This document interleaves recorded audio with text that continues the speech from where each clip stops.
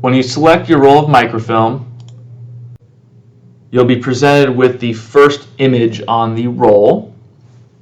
This is called image view, and I'm going to click out of here by either clicking view film or just anywhere outside of the actual image, such as this.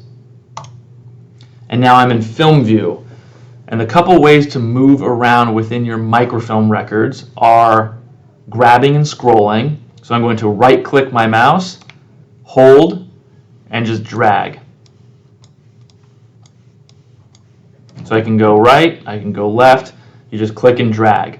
You can also use these arrows here, the left and right arrows. You can click one at a time just to move each image.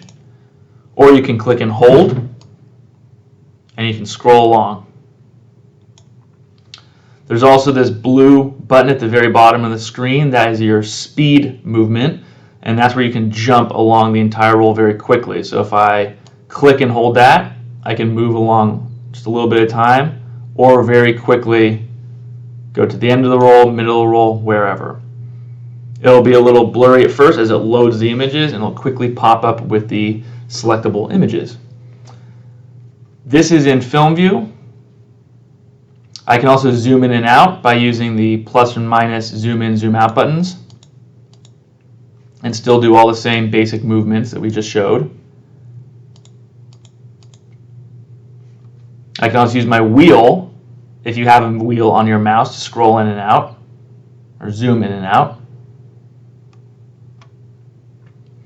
And then the other movement type is within the image itself. So if I click on an image, I'm now back in image view.